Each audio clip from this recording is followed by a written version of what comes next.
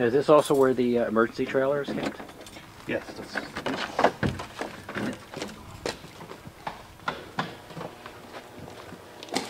Ah.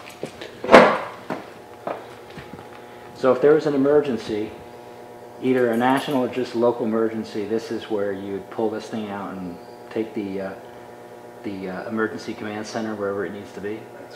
Well, I acquired those through the Law Enforcement Support Office, which is a division of what's called the Army DRMO, which is the reutilization of military equipment.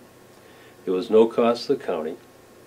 It was a matter of scheduling it and then picking them up. The challenge to any government entity picking that up is you're not quite sure what you're going to get because it's just sent in a lot number. So you go down, check it out, and if it's something you want, you actually pick up that day and you drive back, which is exactly what we had going with this acquisition.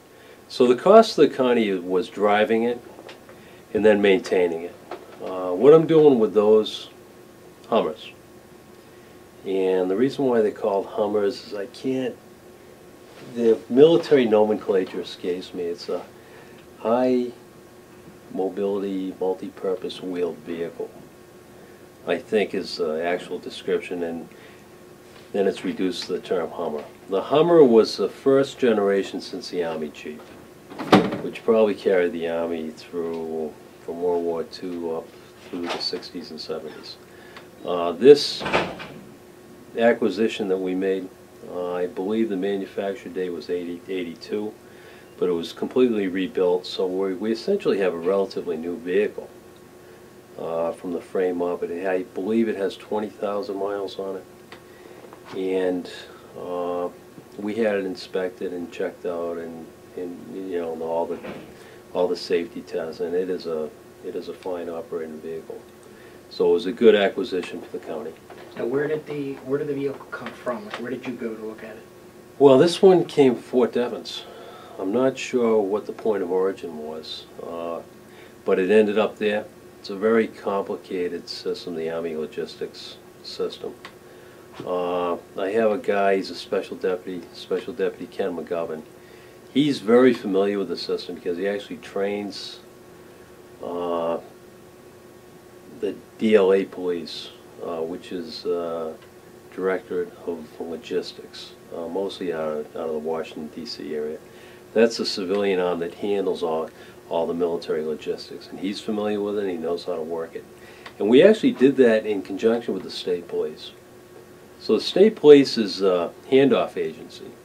I don't have a direct relationship with the DRMO or the Law Enforcement Support Office, LESO.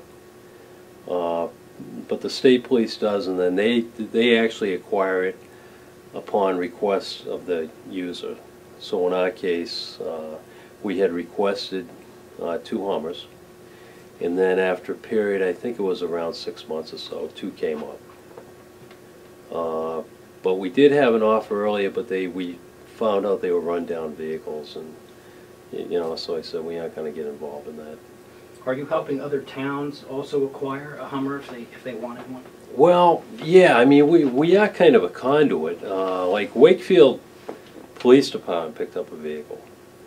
But again, the actual chain of custody, so to speak, is from the Army to the state police, and then they hand it off through their system. But we just help coordinate that request with the state police because Ken works there and he has a wealth of knowledge on it.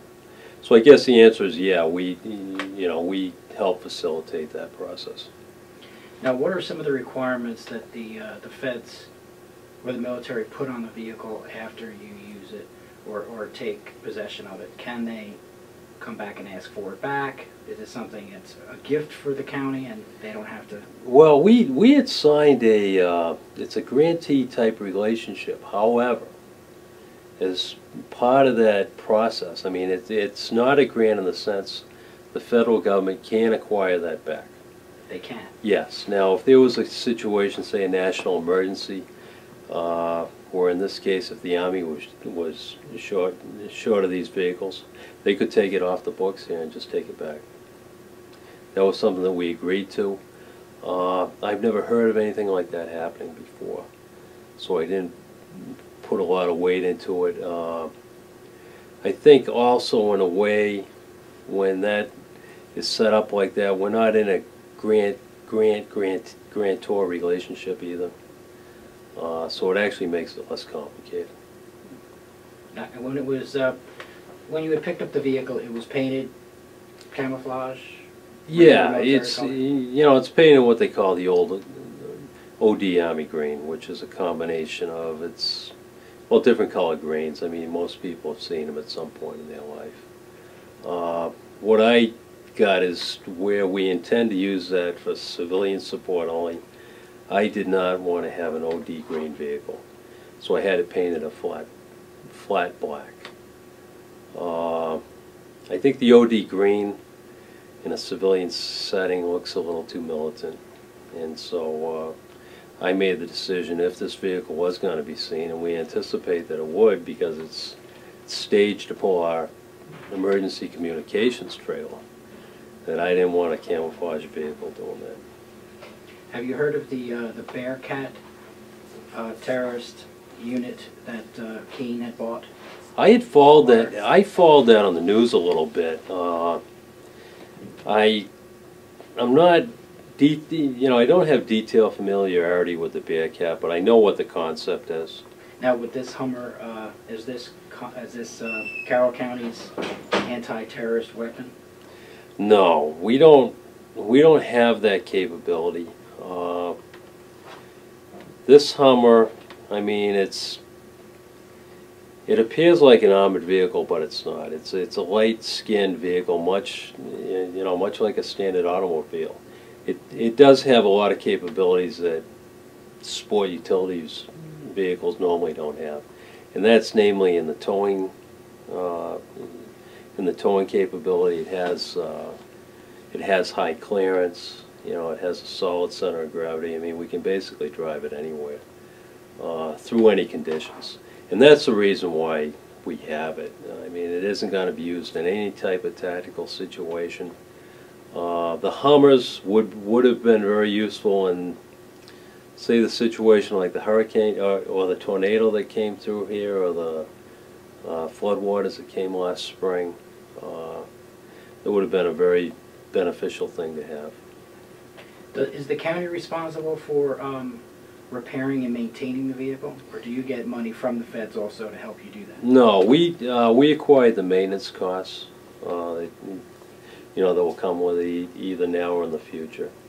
If it got to be maintenance intensive, I would just probably turn it back, because generally the civilian marketplace, they aren't set up to support military vehicles. I mean, it's all specialized parts and that type of thing. We do have another vehicle that I acquired, but the purpose of that mostly was to have the spare part capability, so we can take one part off of the other one and then put it on the one that we intend to use. But right now they're both running very, very good, and they're both in excellent condition.